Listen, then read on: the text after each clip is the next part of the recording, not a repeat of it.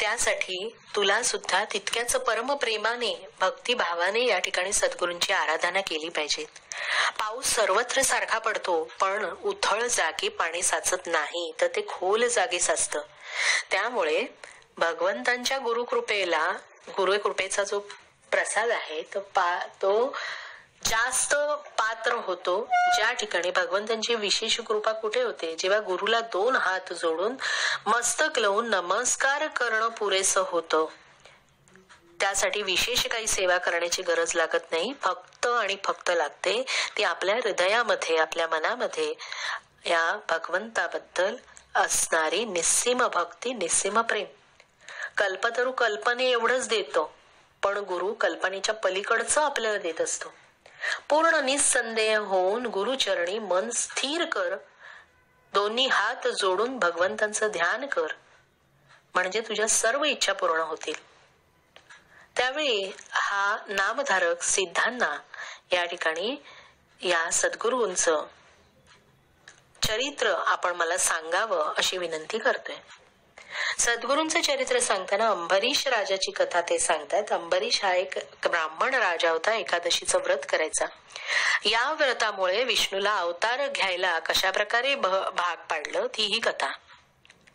अंबरीशाने अतिशय षोडशोपचारपणे तो हे भगवंतांचं व्रत करत असे. एक दिवस त्याच्या या व्रताच्या उद्यापना दरम्यान दुर्वास मुनींचं या ठिकाणी आगमन झालेलं आहे. दुर्वास मुनी स्नान संध्या वगैरे करण्यासाठी त्या ठिकाणी नदीवर गेलेले होते आणि द्वादशी सुरू होणार होती. त्यापूर्वी व्रताचं उद्यापन करणं अत्यंत आवश्यक होतं. विविध नाना पक्वान्न शिजवली गेलेली होती. तीर्थप्राशन करून राजा या ठिकाणी या व्रताचं पाहिलं तर खरं तर दुर्वास ऋषींना यायला बराच अवधी होता. पण त्या क्षणी एकादशी संपून द्वादशी सुरुवात होणार होती. ती घटिका टळू नये याकरिता राजाने हातामध्ये तीर्थ घेतलं आणि ते प्राशन केलं. आणि हेच नेमकं येणाऱ्या दुर्वास ऋषींनी पाहिलं. त्यांना वाटलं की राजाने व्रताचा म्हणजे आहार करून व्रताचं उद्यापन केलं. ते अतिशय चिडले आणि अतिथीला भोजन न देता एकटाच जेवलास काय, तुला शाप देतो म्हणत त्यांनी हातामध्ये पाणी घेतलं आणि या ठिकाणी तुला सर्व योनींमध्ये जन्म घ्यावा लागेल असा शाप देणार इतक्यात त्या ठिकाणी विष्णू भगवंत उपस्थित झाले. अंबरीशाने विष्णूंचे पाय पकडले. विष्णू मुनींना म्हणाले, हे मुनिवर, आपण माझ्या भक्ताला शाप दिलात तरी मी त्याचं रक्षण करीन. शाप आम्हास द्यावा. दुर्वास मुनी हे त्रिकाल ज्ञानी होते. त्यांनी जाणलं होतं की हरी चरणांची भेट ही काही साधी गोष्ट नाही, दुर्लभ गोष्ट आहे.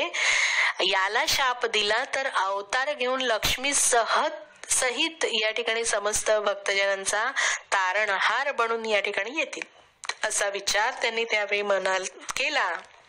आणि विष्णूला पृथ्वीवर नाना ठिकाणी 10 अवतार घ्यावा असा शाप दिला. आणि या 10 अवतारांचे वर्णन आपल्याला महाभागवतामध्ये आढळते. देवाचे अवतार वेगवेगळ्या कारणांसाठी झाले. ते कधी प्रकट तर कधी गुप्त रूपाने फक्त ज्ञानी लोकांनाच कळतील असे होतात. सिद्धमुनी पुढे सांगताहेत की आता आणखीन एक कथा सांगतो. ते म्हणजे अत्री ऋषींच्या आश्रमामध्ये अनुसूयेचे पुत्र म्हणजेच दत्ताचा अवतार कशा पद्धतीने त्याचा जन्म झालेला आहे ती कथा. 3ऱ्या अध्यायामध्ये अनुसूया नावाची अतिशय पतिव्रता अशी अत्री ऋषींची पत्नी आहे. तिच्या पातिव्रत्याचं महती इतकी वाढलेली होती की इंद्राला सुद्धा त्याचं भय वाटायला लागलं. सर्व देवतांमध्ये चर्चा त्या ठिकाणी सुरू झाल्या की इतकं पातिव्रत्याचं पुण्य तिचं वाढत चाललेलं आहे. त्यामुळे तिला जर आवरलं नाही तर या ठिकाणी तिच्या पुण्याच्या प्रभावाने आम्हाला धोका निर्माण होऊ शकतो. त्यावेळी या त्रयमूर्तींनी मिळून तिचं सत्वहरण करण्याचा केलेला प्रयत्न आणि त्या प्रयत्नांतूनच झालेला दत्त महाराजांचा जन्म अशी ही 3ऱ्या अध्यायामध्ये येणारी कथा. तिन्ही देव वेश पालटून त्या ठिकाणी भिक्षुक रूपामध्ये या माता सतीच्या अनुसई मातेच्या आश्रमामध्ये आलेले आहेत आणि त्यांनी भिक्षा मागितलेली आहे. अतिशय प्रेमाने या ठिकाणी अनुसय मातेने या भिक्षुकांचं स्वागत केलेलं आहे. परंतु ज्यावेळी भिक्षा देण्याची वेळ येते त्यावेळेला या भिक्षुकांनी नग्न रूपामध्ये आम्हाला भिक्षा द्यावी अशी त्या ठिकाणी मागणी केली. अनेक नग्न या शब्दावरून अनेक लोक विविध प्रकारे चर्चा करताना आपल्याला दिसतात. पण नग्न म्हणजे न अग्न, अग्नीचा संबंध न आलेलं असं अन्न असा सुद्धा एक प्रांजळ विचार या ठिकाणी आपल्याला करता येऊ शकतो. तत्वरूपाने या पुराणांमधील कथांचा, गोष्टींचा अभ्यास करणं हे अतिशय महत्वाचं ठरतं. त्यामुळे अनुसया मातेने ओळखलेलं आहे की अशा प्रकारची विचित्र भिक्षा मागणारे हे दुसरे कोणीही नसणार, कोणीतरी भव्य दिव्य महान विभूती असणार, आपली परीक्षा घेण्यासाठी त्या ठिकाणी आलेले आहेत. त्यावेळी भिक्षुकांच्या त्या असणाऱ्या अटीचं पालन करत तिने आतल्या घरामध्ये ती गेलेली आहे. त्या ठिकाणी आपल्या पतीचा चरणांचं उदक आहे त्याचं स्मरण करून, पतींचं स्मरण करून त्यावेळी ते तीर्थ ती या तिन्ही भिक्षुकांवर शिंपडते आणि ते शिंपडल्यानंतर लगेच हे तिन्ही बालक बाळ रूपामध्ये परिवर्तित होतात आणि बाळ रूपामध्ये परिवर्तित झालेल्या या आपल्या या तान्ह्या बाळांना ती नग्न म्हणजे अग्नीचा संपर्क न झालेलं असं अन्न म्हणजे मातेचं दूध त्या ठिकाणी ती पाजताना दाखवलेलं आहे. अशा प्रकारे या तिन्ही त्रिदेवांचं म्हणजे ब्रह्मा, विष्णू आणि महेश या तिन्ही देवांना बाळ स्वरूपामध्ये परिवर्तन करण्याचं सामर्थ्य या पतिव्रता अनुसयेमध्ये होतं.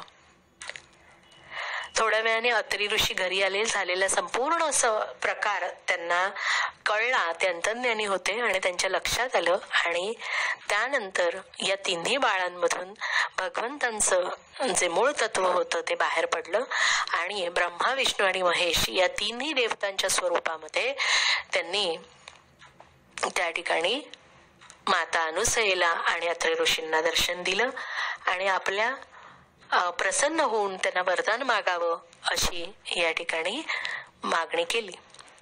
त्यावेळी अत्री ऋषींनी भगवंतांना भगवंताच्या स्वरूपामध्ये असलेली ही तिन्ही बाळं आम्हाला पुत्र रूपाने प्राप्त होऊ देत अशी मागणी या त्रिदेवांकडे केली. त्यावेळेला भगवंतांच्या कृपेने अत्री आणि अनुसयेला हे तिन्ही बाळ प्राप्त झाली. शिवरूपामध्ये शिवतत्व असणार दुर्वास, विष्णू तत्व असणारा दत्त आणि ब्रह्मतत्व असणारा चंद्र म्हणजे सोम अशी ही तीन बाळं या अनुसय मातेला या ठिकाणी प्राप्त झाली. विष्णू तत्वाचं शिवतत्वाचं दुर्वास मुनींचं रूप आणि चंद्र हे दोघेही तपाचरण करण्यासाठी निघून गेले आणि माता अनुसयेकडे हे दत्त स्वरूपामध्ये सद्गुरू राहिले. अशा प्रकारे दत्तात्रेयांच्या जन्माचं आख्यान या 4थ्या अध्यायामध्ये आपल्याला ऐकायला मिळतो. पुढे 5व्या अध्यायामध्ये श्रीपाद वल्लभ, श्री वल्लभांचं जन्म आख्यान आपल्याला ऐकायला मिळतं. दत्ताचा पहिला अवतार म्हणजे दत्तात्रेय, सद्गुरु तत्वाचा पहिला अवतार म्हणजे दत्तात्रेय. या दत्तात्रेयांचं पुढील रूप म्हणजे श्रीपाद वल्लभ. अंबरीशा कारणे विष्णू मुनी जसे जगाच्या उद्धारासाठी अवतार घेतील असं दत्तात्रेयांनीही अवतार या ठिकाणी घेतलेला आपल्याला दिसतो. मत्स्य, कुराण, कुर्म, वराह, नृसिंह, वामन, परशुराम, राम, बौद्ध, कृष्ण, बुद्ध आणि कलंकी हे विष्णूंचे 10 अवतार दुष्टांचं संहार करण्यासाठी, त्यानंतर साधूंचं रक्षण करण्यासाठी आणि मोक्ष साधनेचा उपदेश अशी विविध कार्य करण्यासाठी भगवंतांची ही अवतारामागची अनेक कारण आपल्याला दिसून येतात. द्वापार युग संपून कलियुग आलं. अनर्थ, अधर्म, अनाचार सगळीकडे वाढू लागला. ब्राह्मण आपापली कर्तव्य विसरून गेलेले होते, अनाचार करू लागलेले होते. अशा वेळी गुरुनाथांनी अवतार धारण करून पिठापूर या ठिकाणी आपस्तंभ शाखेचे आपळराज ब्राह्मणाचे आणि त्यांची पत्नी सुमती या दोघांच्या पोटी भगवंतांनी जन्म घेतलेला आपल्याला दिसतो. ती साध्वी पतिव्रता सदाचरणी स्त्री होती. सुमती ही दत्तांची विष्णू भक्त होती. विष्णू दत्तांची अतिशय मनापासून आराधना करायची. तिच्या घरी एक दिवस दत्तात्रय अतिथी वेशामध्ये भिक्षा मागण्यासाठी आले. तो दिवस होता अमावस्येचा. त्या घरी नेमकं त्यांच्या घरी श्राद्ध होतं. श्राद्धाच्या दिवशी जेवण तयार झालेली होती. अशा वेळेला ब्राह्मण जेवल्याशिवाय इतर कोणालाही अन्नधान्य देऊ नये असा नेम होता. पण तरीही असा नेम तोडून भिक्षेच्या मध्यान्ह समयी दारी आलेला भिक्षुक हा भगवंत स्वरूप असतो. या न्यायाने तिने ब्राह्मणांना श्राद्धानिमित्त अन्नधान्य देण्यापूर्वी तिने या दारी आलेल्या भिक्षेकरीला अतिथीला थांबवले. त्यांना उत्तम अन्न त्या ठिकाणी दिलेलं आहे. पतिव्रतेने मनोभावनेने त्यांच्या चरणावर मस्तक ठेवलं, नाना प्रकारे स्तवन केलं आणि दत्तात्रेय त्या ठिकाणी प्रसन्न झाले आणि वर माग, मूळ रूपामध्ये प्रकट झाले. वर माग असं सांगितलं. त्यावेळी हे देवा, तूच त्रिमूर्ती आहेस, तूच मला माझी जननी आहेस, तेव्हा तुझ्यासारखाच अगदी माझे आहेत. काही मुलं जगली, काही मुलं माझी जन्मताच मृत्यू पावली, परंतु तुझ्यासारखा ज्ञानी पुत्र मला प्राप्त व्हावा. कारण जी मुलं जी वाचली आहेत ती कोणी आंधळे, कोणी पांगळे, कोणी मतिमंद आहेत. मग अशा अवस्थेमध्ये मला तुझ्यासारखा ज्ञानी परमपुरुष जगताला वंद्य देव सदृश असा पुत्र व्हावा अशी तिने इच्छा त्या ठिकाणी प्रकट केली. तिची ती प्रार्थना ऐकून पुढील कार्याचं स्मरण करून दत्तात्रय प्रसन्न झाले. हे माते, तुला नक्कीच ज्ञानी पुत्र प्राप्त होईल. तो महातपस्वी होईल, कुळाचा उद्धार करेल आणि तुम्ही त्याचे वचन पाळा, तो तुमच्या जवळ राहणार नाही असा आशीर्वाद त्या ठिकाणी दत्तात्रयांनी दिला आणि ते अदृश्य झाले. मध्यान्ह काळी कोणा अतिथीस विनमुख पाठवू नये, त्यांना भिक्षा घालावी. दत्तात्रेय अशा वेळी येतात हे तिला ठाऊक होतं आणि त्यातून घडलेल्या या सेवेमुळे तिला काही दिवसांनी गर्भ राहिला. 9 महिने पूर्ण होताच या सुमतीला ती प्रसूत झाली. ब्राह्मणांनी नवजात बालकाचे जातक वर्णिले. हा जगाला मार्ग दाखवणारा जगद्गुरु होईल, हा महातपस्वी होईल. दत्तात्रेयांनी प्रत्यक्ष वर दिल्याने त्या बालकाचं, म्हणजे स्वतः दत्तात्रेयांनी वर दिला म्हणून त्या बालकाचं नाव हे श्रीपाद असं ठेवण्यात आलं. वयाची 7 वर्ष पूर्ण झाली. श्रीपादांची मुंज झाली. 4ही वेद ते बोलू लागले. मीमांसा, तर्कशास्त्र आदी इत्यादी शास्त्र, सदाचार, व्यवहार, पाप, पुण्य, वेदांत, परभाष्य असं सगळ्या गोष्टी ते करू लागले. लोकांना अतिशय आश्चर्य वाटलं. पाहता पाहता ते 16 वर्षाचे झाले आणि आता माता पित्यांना त्यांच्या विवाहाची काळजी वाटायला लागली.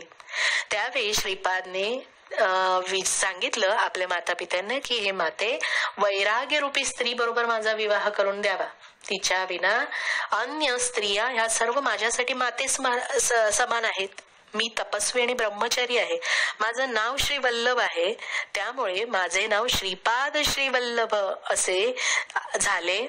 मी आता ज्ञान मार्गासाठी उत्तरेकडे जाणार आहे, त्यामुळे माझ्या लग्नाचा घाट तू घालू नकोस असं या ठिकाणी श्रीपाद वल्लभांनी सांगितलेलं आहे. या गोष्टीमुळे आईला अतिशय दुःख झालेलं आहे. सुमतीला, आमचा वृद्धपणी तू सांभाळ करशील अशी आम्हाला अपेक्षा होती, पण तू आता जात आहेस. आम्हाला 2 मुलं आहेत, एक आंधळा आहे, एक पांगळा आहे. त्यांचं पालन पोषण कसं करणार? तू आमचं दैन्य दूर करशील अशी आमची अपेक्षा होती. आता आमचं रक्षण कोण करणार या भीतीने या ठिकाणी माता व्याकुळ झालेली आहे. परंतु त्यावेळी श्रीपाद श्री वल्लभांनी दोन्ही भावांकडे अमृतमय दृष्टीने पाहिलं आणि काय चमत्कार! त्यांची सर्व व्यंग नष्ट होऊन पूर्वीप्रमाणे नष्ट होऊन त्यांना दृष्टी आणि चरण दोन्ही प्राप्त झाले. दोघेही महाज्ञानी झाले. सद्गुरूंची कृपा ही अतिशय म्हणजे अत्यर्क असते, ती आपल्या कल्पनेच्या पलीकडची असते. केवळ कृपादृष्टीने या दोन्ही अंध आणि पंगू मुलाला दृष्टी आणि नेत्र प्राप्त झाले. दोघी महाज्ञानी झाले. या दोघांनी श्रीपाद वल्लभांना नमस्कार केला, आशीर्वाद घेतला. त्यांना जनक जननीचा सांभाळ करण्यासाठी भगवंतांनी सांगितलं. माता पित्यांना सुद्धा सांगितलं की हे दोघेही पुत्र शतायुषी होतील, त्यांना कन्यापुत्रांची कन्यारत्न पुत्ररत्नांची प्राप्ती होईल, अखंड लक्ष्मी तुमच्या घरी नांदेल. हे सर्व तुमच्या डोळ्यांनी तुम्ही पाहाल. आणि आपल्या माता पित्यांना समजावून अतिशय प्रेमाने त्यांचे समजूत घालून या ठिकाणी सद्गुरू काशी क्षेत्री निघालेले आहेत. नंतर बद्रिकाश्रमी नारायणाची भेट होईल म्हणून अवतार घेण्यामागचे कारण या ठिकाणी सांगून ते गोकर्णी क्षेत्री आले. अध्यायाच्या 6व्या ग्रंथाच्या 6व्या अध्यायामध्ये गोकर्ण क्षेत्राचं महात्म्य जे आपण शिवलीलामृतामध्ये सुद्धा ऐकलेलं आहे की गोकर्ण क्षेत्राचं महात्म्य काय आहे. तर एकदा अनेक तीर्थक्षेत्रांना या दत्तात्रेयांनी भेट दिली. त्यावेळी नामधारकांनी सिद्धमुनींना विचारलं की गोकर्ण क्षेत्री का बरं दत्तात्रेय महाराज गेले. त्यावेळी या गोकर्ण क्षेत्राची महत्त्वे सांगताना सिद्धमुनी सांगता आहेत की गोकर्ण क्षेत्राचं महात्म्य असं आहे की पुलस्त ऋषींची ब्राह्मणाची पत्नी म्हणजे पुलस्त म्हणजे रावणाचे वडील, त्यांची पत्नी कैकया म्हणजे कैकया ही रावणाची आई, ही शिवशंकरांची परमभक्त होती. दररोज वाळूचे रेत पासून ती काय करायची तर शिवलिंग तयार करायची आणि त्याची पूजा अर्चा करायची. एक दिवस रावणाने तिला असं आश्वासन दिलं की तू रोज रोज काय वाळूच्या शिवलिंगाची पूजा करतेस, मी तुला आत्मलिंगच आणून देतो, पूर्ण कैलासच इकडे घेऊन येतो, मनापासून मनोभावे जी काही तुला पूजा करायची असेल शिवशंकरांची ती कर. आणि त्यावेळी कैलासी जाऊन रावणाने कैलास उचलण्याचा प्रयत्न केला. उचलत असताना तो जोरजोरात हलायला लागला. त्यावेळी घाबरलेले त्या ठिकाणी माता पार्वती शंकरांकडे आली. शंकरांच्या लक्षात आलं एकंदर सर्व प्रकार आणि त्यांनी आपल्या डाव्या अंगठ्याने हा कैलास पर्वत असा दाबला की त्या ठिकाणी हा रावण अक्षरशः चिमटला गेला. आणि त्यावेळी सुटण्यासाठी त्याने शिवशंकरांची करुणा भाकायला सुरुवात केली. अनेक विविध रागांमध्ये तो गाऊ लागला. आपल्या मस्तकांना छाटून त्यापासून त्याने तंतुवाद्य तयार केलं आणि त्या तंतुवाद्याच्या सहाय्याने भगवंतांची जी काही स्तुती रचली त्यालाच आपण तांडव स्तोत्र असं म्हणतो. हे तांडव स्तोत्र त्या ठिकाणी बोलले गेले आणि त्याच्या सेवेतून भगवंत अतिशय खुश झाले आणि शिवशंकरांनी त्यांना आपलं आत्मलिंग काढून दिलं. हे आत्मलिंग जमिनीवर कुठेही ठेवू नको, सरळ तुझ्याकडे घेऊन जा आणि या आत्मलिंगाची तू अगदी 3 महिने छान पूजा केलीस की तू शिवस्वरूप तुला प्राप्त होईल असं शिवशंकराने सांगितलं. झालं. बट्ट्या बोळ हे असुर असेच मातायला लागले. त्यांच्यामध्ये अशीच उन्मत्तता निर्माण झाली कारण भगवंतांनी भोळ्या भावाने त्यांना वरदानच असं दिलेलं होतं. सर्व देवांची सभा भरली, विष्णूंकडे सगळ्यांनी धाव घेतली. विष्णूंनी गणेशाला त्या ठिकाणी पाचारण केलं की बाबा तुझ्या पित्याने असं असं कार्य केलेलं आहे, तेव्हा आता ते निवारण्यासाठी पुढचं काम कर. काय करायचंय तुला तर ते लिंग आहे ते रावणाला त्याच्या घरापर्यंत पोचू द्यायचं नाही. मग त्यावेळेला एका गुराख्याच्या रूपामध्ये त्या ठिकाणी गणेश पोचलेले आहेत. त्यांनी या रावणाला त्यावेळी त्याची संध्या समय झालेला होता. संध्या समयी तो संध्या करणं ब्राह्मण असल्या कारणाने संध्या करणं हा त्याचा नित्यनेम होता आणि त्या दरम्यान ते त्या गुराखी रूपामध्ये असलेल्या गणपतीच्या हातामध्ये ते लिंग देतात आणि म्हणतात की माझी संध्या करून येईपर्यंत हे लिंग तू खाली ठेवू नकोस. मग त्यावेळी आवाज दिला जातो. 3 वेळा आवाज दिल्यानंतरही रावण येत नाही. यावेळी तो बाळ गुराखी हा ते शिवलिंग त्या ठिकाणी जमिनीवर ठेवतो आणि निघून जातो. आल्यावर ते लिंग उचलण्याचा खेचण्याचा रावण खूप प्रयत्न करतो, पण ते काही निघत नाही. ते जमिनीमध्ये त्या ठिकाणी घट्ट होऊन जाते. अशा प्रकारे रावणाने महाबळ लावूनही ते लिंग त्या ठिकाणी तो तिथून हलवू शकला नाही, म्हणून ते महाबळेश्वर लिंग म्हणून प्रसिद्ध झालं. अशा या महाबळेश्वर लिंगाच्या या ठिकाणी महतीचं वर्णन करताना त्या ठिकाणी सिद्ध मुनी सांगता आहेत की त्यावेळी आम्ही असं पाहिलेलं आहे की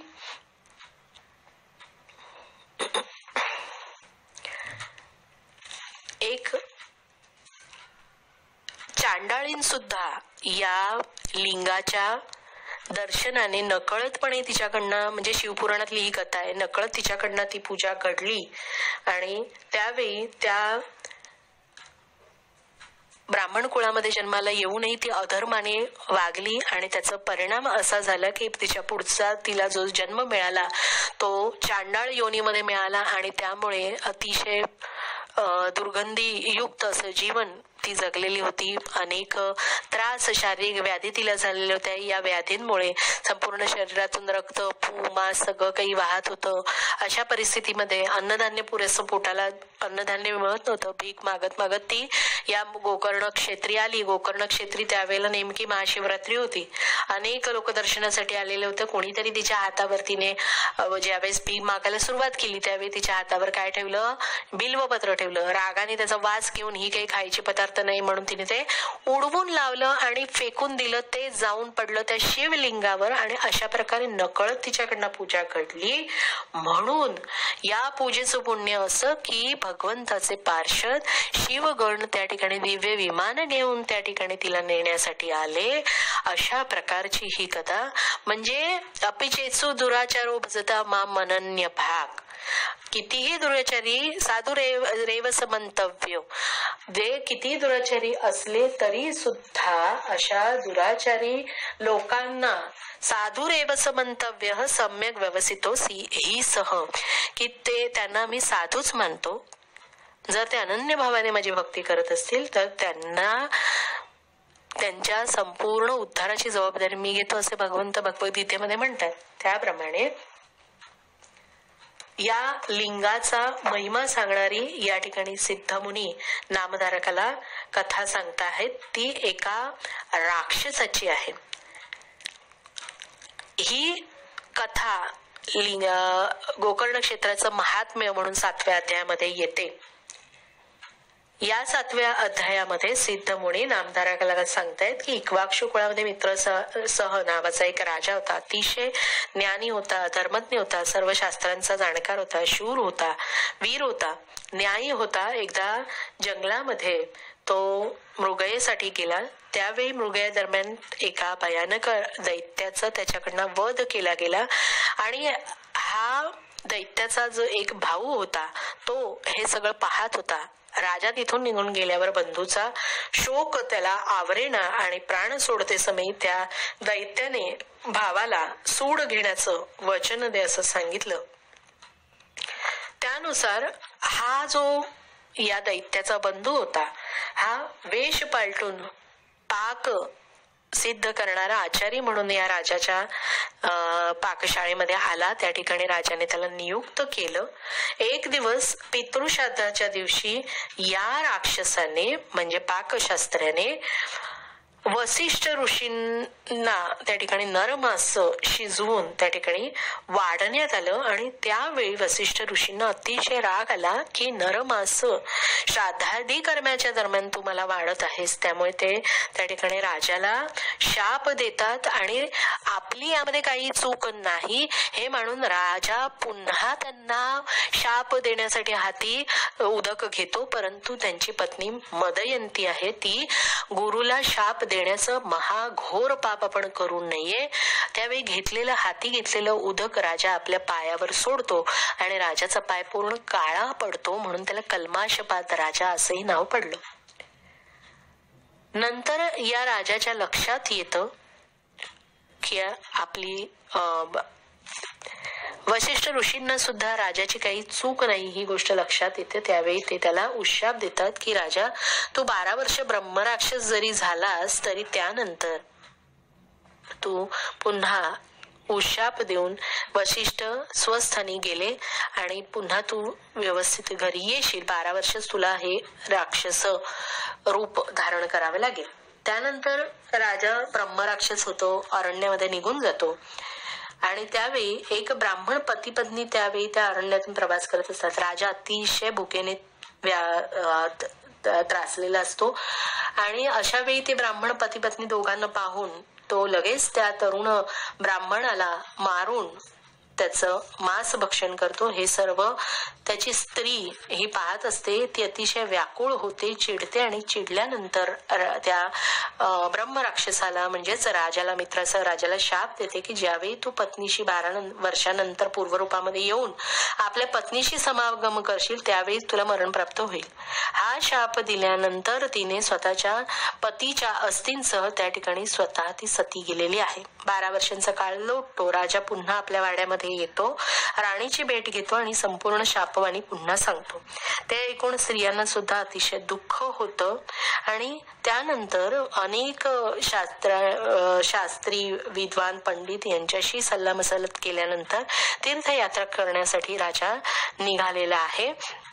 अनेक क्षेत्रांना भेट देतो, परंतु हे ब्रह्महत्येचं पातक काय केलं त्याची पाठ सोडत नाही. फिरत फिरत राजा मिथिला नगरीला येतो. नगराबाहेर एका मोठ्या वृक्षाखाली गौतम ऋषी त्याला दिसतात आणि त्या गौतम ऋषींकडनं त्याला गोकर्ण क्षेत्री जाऊन त्याचं दर्शन घेण्याचा सल्ला देण्यात येतो. कारण गोकर्ण क्षेत्री सर्व देवदेवता दररोज भगवंतांच्या दर्शनासाठी येतात आणि अशा या गोकर्ण क्षेत्री ब्रह्महत्यादी पाप जी आहेत, परस्त्री गमनादी 6 पाप विविध सांगितले आहेत. या सर्व पापांपासून मनुष्याचा काय होतो, उद्धार होतो. असं या गोकर्ण क्षेत्रीचं महात्म्य त्या ठिकाणी आहे. ते ऐकून राजा गोकर्ण क्षेत्रीत जातो. गोकर्ण क्षेत्री गेल्यानंतर ही जी कथा मी त्या चांडाळ स्त्रीची सांगितली, ही संपूर्ण कथा त्या ठिकाणी त्याला पाहायला मिळते आणि ती पाहिल्यानंतर या ठिकाणी राजाला या गोकर्ण क्षेत्राची प्रचिती येते. गौतमांनी राजाला तिथे जाऊन ज्याप्रमाणे पूजा अर्चा कर, दर्शन घे, जे काही सांगितलं त्यानुसार यथाविधी तो हे व्रत पूर्ण करतो आणि शिवाची आराधना करून ब्रह्महत्येच्या आणि सतीच्या शापापासून तो मुक्त होतो. त्याला पुण्य पावन क्षेत्र गोकर्ण, श्रीपाद गोकर्ण क्षेत्री का आले या प्रश्नाचं उत्तर या ठिकाणी नामधारकाला सिद्धांनी दिलेलं आहे. 8व्या अध्यायामध्ये प्रदोष व्रताचा महिमा सद्गुरु सांगताना दिसतात. गुरुदेव, आपण गोकर्ण क्षेत्राचा महिमा सांगितला, पण त्या ठिकाणी ते किती काळ राहिले, पुढे काय घडलं हे मला सांगावंसं नामधारक सिद्धांना विचारतो आहे. गोकर्ण क्षेत्री गुरु गुप्तपणे 3 वर्ष राहिल्यानंतर लोकानुग्रहासाठी गिरी पर्वतावर गेले. नंतर कृष्णा आणि गोदावरीच्या संगमावर वास करून ते कुरवपुरास आले. कुरवपुरास आल्यावर तिथे राहत असताना अवतार कार्याच्या एका दृष्टीने महत्वाची घटना अशी घडली की त्या कुरवपुरी एक वेदशास्त्र संपन्न ब्राह्मण होता. त्याची सुशील पतिव्रता अशी पत्नी अंबिका होती. तिचे पुत्र जगत नसल्याने तिने हे व्रत केली. तिला पुत्र झाला आणि मंदबुद्धीचा निपजला. त्याची मुंज करण्यात आली, पण त्याला काही वेदाभ्यास काही जमत नव्हतं. त्यामुळे पित्याला खूप चिंता वाटू लागली. अनेक देवांना नमस केला, पण काही उपयोग झाला नाही. त्या मुलाला शिकविण्यासाठी त्याने खूप प्रयत्न केला, पण तो काही शिकला नाही. हे पाहून अंबिकेला सुद्धा खूप दुःख झाले. पतीला म्हणे, आपल्याला एकच पुत्र आहे, त्याला कष्ट करून वाढविले, आता तो काय मंदबुद्धीचा निपजला? हा आपला कर्मभोगच आहे. आपण असेच याला मोठे करूया. यापुढे तर याला आपण माराल तर मीच प्राणत्याग करेन. अशा प्रकारे पत्नीने आपल्या पतीला सांगितलं. कालांतराने हा ब्राह्मण सुद्धा देवाघरी निघून गेला. आता ही विप्र स्त्री जी आहे ती आपल्या मुलासोबत भीक मागून उदरनिर्वाह चालवत आहे.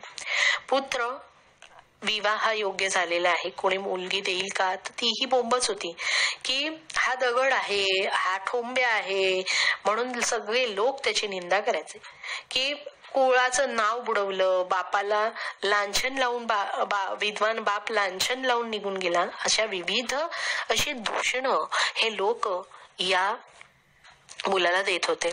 दोघेही गंगा तीरी अखेर असा निर्णय घेतात की आता आपण आपला जीवन प्रवास इथे थांबवूया. म्हणून मुलगा आणि त्याची आई दोघेही गंगा तीरी जलप्रवाहामध्ये शिरतात आणि त्याच वेळी त्या ठिकाणी श्रीपाद स्नान करीत होते.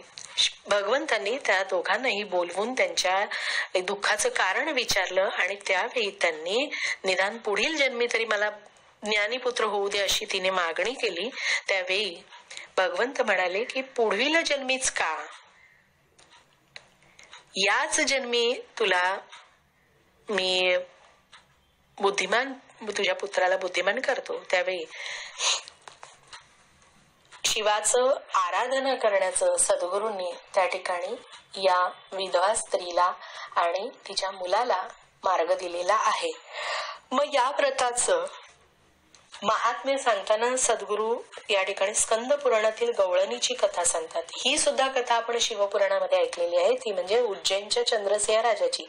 त्याला त्याच्या मित्राने मणिभद्राने एक उत्तम असा मणी दिलेला होता. या मण्याच्या प्रभावामुळे त्या ठिकाणी त्याच्या नगरामध्ये कोणत्याही प्रकारची आपदा दुःख नव्हतं.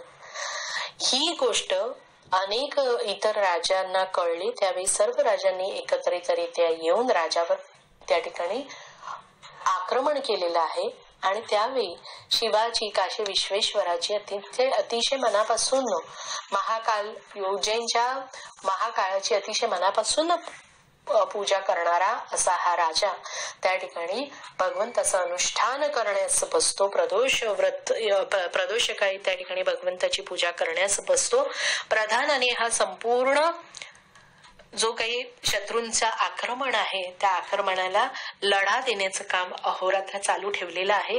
प्रदोष काळी राजा भगवंताची पूजा करायला बसलेला आहे.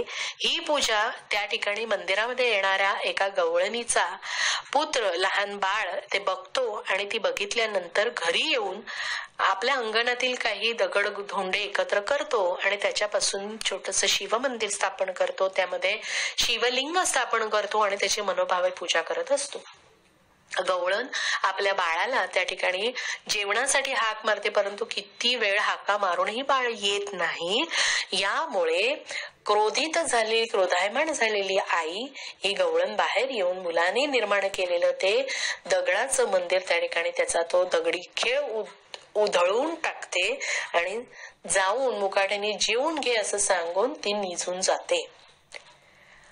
रडत रडत असलेला, रडातच मूर्छित झालेला हा बालक थोड्या वेळाने जेव्हा शुद्धीवर येतो आणि आईने केलेल्या आपल्या या शिवाच्या मंदिराचा आणि शिवलिंगाचा जो काही अपमान आहे त्यामुळे दुःखी कष्टी अवस्थेतील मुलगा ज्यावेळी भानावर येतो, डोळे उघडून पाहतो, तर त्याच ठिकाणी एक उत्तम सुंदर असं अनेक रत्नांनी जवळलेलं असं सुंदर शिव मंदिर त्या ठिकाणी उभं राहिलेलं दिसतं. आपली आई सोन्याच्या मंचकावर त्या ठिकाणी सुंदर असं वेश पराधन करून अनेक अलंकारांनी युक्त अशी सुंदर रूपामध्ये आपल्याला त्याची आई दिसते. तो अतिशय धन्य होतो.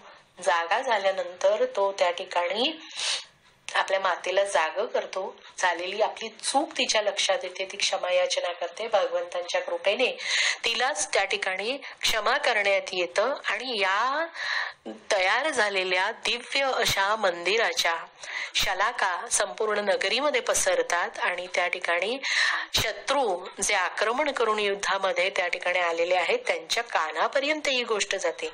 ज्या राजाच्या पुण्य प्रभावाने, त्याच्या नगरामध्ये असलेल्या अनेक लोकांच्या पुण्य प्रभावाने भगवंतांची इतकं सुंदर स्फटिकमय असं नवरत्नांनी जडलेलं सुंदर मंदिर त्या ठिकाणी पाहण्यासाठी शत्रू आपलं वैर विसरून त्या ठिकाणी आलेला आहे. मित्र हा राजा सुद्धा त्या ठिकाणी या गवळण पुत्राच्या दर्शनासाठी, शिवाच्या दर्शनासाठी येतो.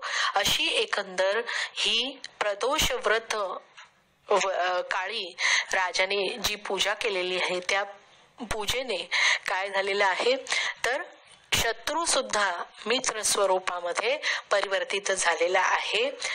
आणि या गवळणीच्या मुलाला या भगवंताच्या पूजेतून कसं दिव्य स्वरूप दिव्य ज्ञान प्राप्त झालेलं आहे, बुद्धीचा त्याचा उद्धार झालेला आहे, ही कथा या ठिकाणी सिद्ध नामधारकाला समजावून सांगतात. अशा प्रकारे गुरुच्या कृपेने प्रदोष काळी शंकरांची पूजा अर्चा केल्यानंतर त्या विधवा विप्र स्त्रियेच्या पुत्राला त्या ठिकाणी त्याचं मतिमंदत्व दूर झालं. भगवंताने आपला वरद हस्त ठेवला आणि तो त्रिवेदी ब्राह्मण झाला. माता पुत्रांनी श्री चरणी साष्टांग नमस्कार करून त्यांची स्तुती त्या ठिकाणी वर्णन केलेली आहे. पुढे या बाळ म्हणजे या मुलाचा विवाह होऊन पुत्र पौत्र असा सुंदर सुखाचा संसार त्याचा सुरू झालेला आहे. अशी ही प्रदोष काळाची शिव काळाची आराधना ही सिद्धांनी नामधारकाला त्याचं महत्व समजावून सांगितलेलं आहे. आता या दिवसाच्या म्हणजे आजच्या दिवसाच्या पारायणाच्या अध्यायाच्या 9व्या अध्यायाकडे शेवटच्या कथेकडे आपण वळत आहोत. या 9व्या अध्यायामध्ये श्री गुरु कुरवपुरी असताना घडलेल्या घटनेचं या ठिकाणी कथेचं वर्णन आपल्याला दिसतं. श्री गुरु नेहमी गंगेवर स्नानासाठी जायचे. त्यावेळी एक रजक म्हणजे ज्याला आपण धोबी म्हणतो, तो त्या काठावर वस्त्र धुण्यासाठी यायचा. गुरूंना पाहिल्यावर कायावाचे मन अतिशय ज्याला वंदन भक्ती त्याने केलेली आहे भगवंतांची, असं बरेच दिवस चाललेलं होतं. एक दिवस श्री गुरूंनी त्याला विचारले, तू रोज कष्ट का घेतोस?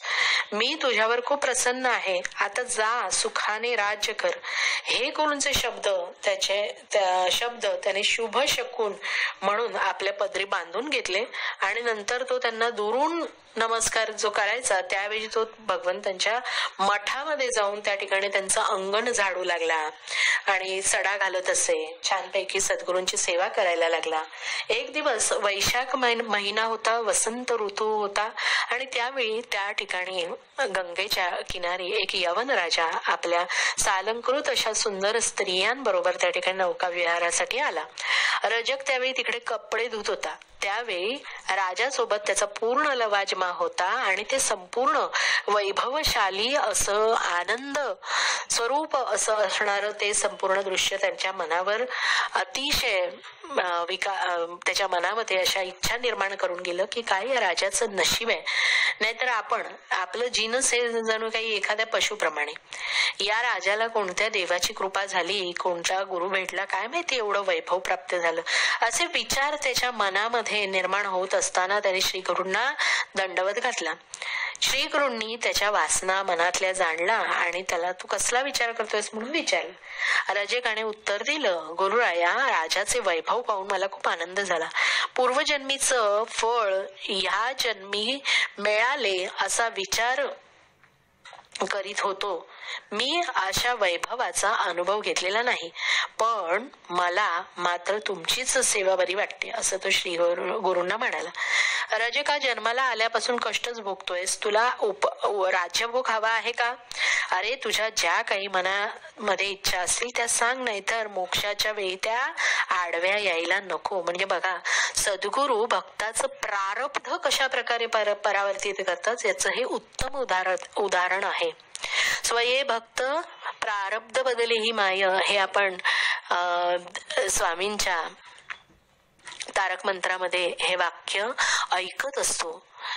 या ठिकाणी हा रजक ज्याला मोक्ष प्रदान करण्याचा आधी वंदन भक्ती तो दररोज करतो आहे, परंतु हे वंदन सुद्धा श्रद्धायुक्त वंदन आहे. अतिशय निस्सीम भक्तीने निस्सीम प्रेमाने केलेलं हे वंदन आहे.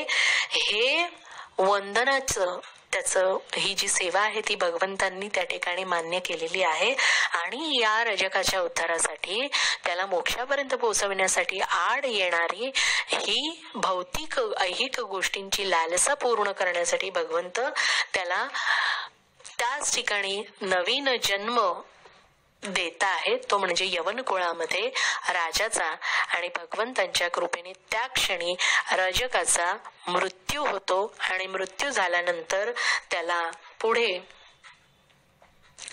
विदुर नगरीमध्ये यवन राजाचा जन्म मिळतो आणि पुन्हा म्हातारपणी मी तुझ्या म्हातारपणी आपली भेट होईल, त्यावेळी मी नृसिंह सरस्वती या अवतारामध्ये असेन अशी ग्वाही असा शब्द देऊन त्या ठिकाणी भगवंत तिथून निघून गेले. आणि रजकाने श्री गुरूंचं म्हणणं ऐकलं, त्याचा प्राणत्याग झाला. आणि अशा रीतीने श्रीपाद वल्लभांनी कुरवपुरी असताना या स्थानाचा महिमा अशा प्रकारे वाढवला. त्या ठिकाणी बरेच दिवस वास्तव्य केल्यानंतर पुढे अवतार घेण्याच्या दृष्टीने माघा नक्षत्र सिंह राशीत चंद्र असताना अश्विन वद्य एकादशी या दिवशी श्री गुरु गंगेमध्ये अदृश्य झाले. म्हणजे श्रीपाद वल्लभांचा या 9व्या अध्यायामध्ये त्यांनी आपला जो अवतार कार्य आहे ते संपवलेलं आहे. जरी अदृश्य झाले तरी सुद्धा ते सूक्ष्म रूपाने त्या ठिकाणी उपस्थित आहेत.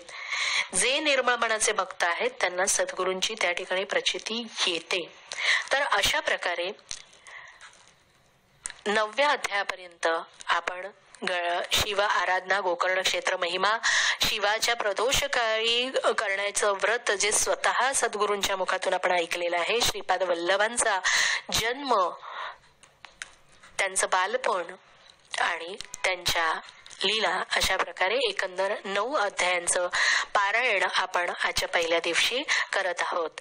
झालेली संपूर्ण सेवा आपण या आपल्या सद्गुरूंच्या चरणी अर्पण करूया. आणि मंडळी, माझ्याच बरोबर तुम्हालाही असं वाटत असेल की या सेवेद्वारे आपण अनेक पितरांचं, अनेक जन्मांचं या ठिकाणी उद्धार करू शकतो, त्यांना सद्गती देण्याच्या कार्यामध्ये हातभार लावू शकतो, असं जर तुम्हाला वाटत असेल तर नक्कीच या शृंखलेमध्ये तुम्ही सुद्धा जोडून घ्या स्वतःला.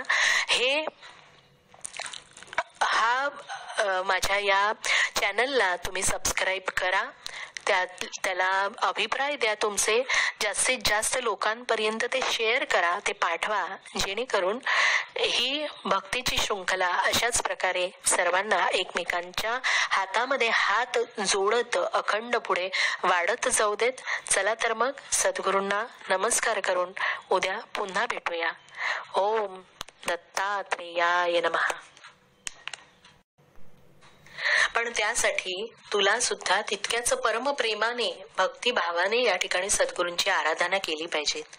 पाऊस सर्वत्र सारखा पडतो,